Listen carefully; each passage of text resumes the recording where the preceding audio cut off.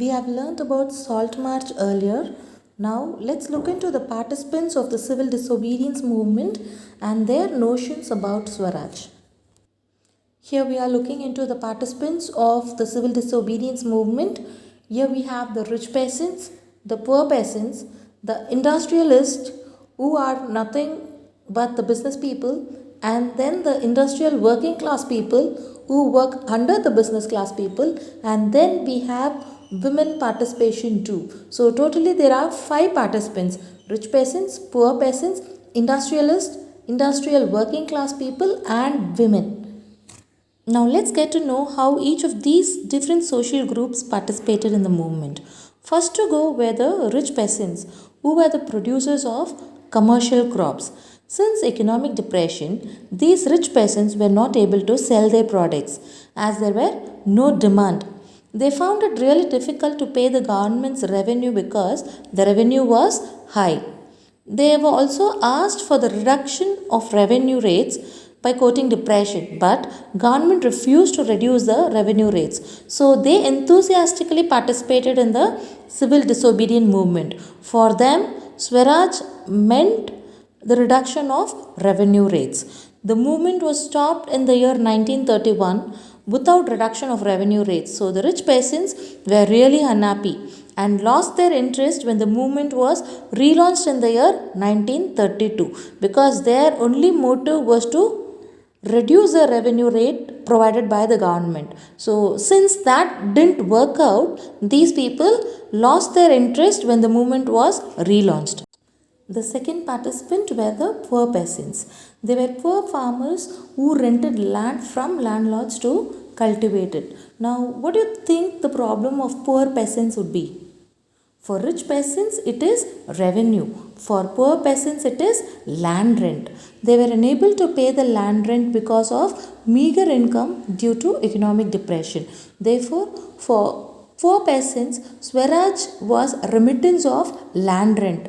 Remittance means no necessity to pay the rent. Usually they joined movements with communist and socialist because Congress was not willing to support these poor peasants, because if they support these poor peasants, the rich peasants would turn against Congress. So Congress was reluctant to support poor peasants. So the problem of rich peasants is the revenue. The problem of poor peasants is the land rent. So Swaraj according to rich peasants mean the reduction of revenue. According to poor peasant, it is the remittance of land rent. The third participant of the civil disobedience movement were the industrialists, which include the big shot business community people. These people made huge profits in World War I by manufacturing products required for war. The industrialists didn't like any British restrictions on their business activity. They didn't like it when British controlled their business activities. They also sought protection against the import of foreign goods, because if foreign goods are sold in the market in India, their business would be affected. The business people were so concerned about rupee sterling foreign exchange ratio. The currency of India is rupees. The money of Britain is sterling. The importance of sterling in the global market is much higher, and this has greater impacts on the imports. Therefore, these people were concerned about rupee sterling foreign exchange ratio too. In order to protect and expand the business interest of the people, organizations were formed. In the year 1920, Indian Industrial and Commercial Congress was formed. And in the year 1927, Federation of the Indian Chamber of Commerce and Industries FICCI was also formed, and it was led by Purushottam Das, Tahur Das and G.D. Birla. They supported the civil disobedience movement and they gave financial assistance, and they refused to buy or sell imported goods. And for them, Swaraj is doing business without any colonial restriction. The business people were little fearful about the violent activities and long protests that interrupted their business. The influence of socialism amongst the youngest members of Congress also disturbed these business people, because socialism usually suggests the equal distribution of material things amongst the society. Their participation in the civil disobedience movement reduced soon after the failure of Second Roundtable Conference because our negotiations weren't accepted by the Britishers.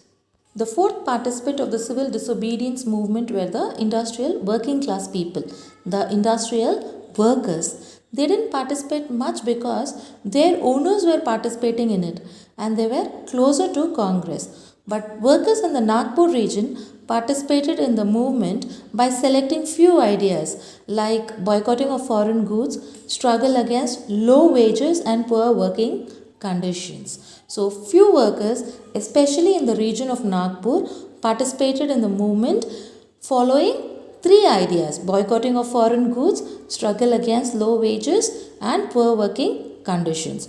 Congress was reluctant to support the workers as the owners, the big industrialists, were supporting them financially. If Congress supported the workers, it would alienate the industrialists. So they didn't give much attention to the workers. But workers too fought in their own way by organizing various strikes. There were strikes by railway workers in the year 1930 and dock workers in the year 1932. In 1930, thousands of workers in Chota Nagpur tin mines wore Gandhi caps and participated in the protest.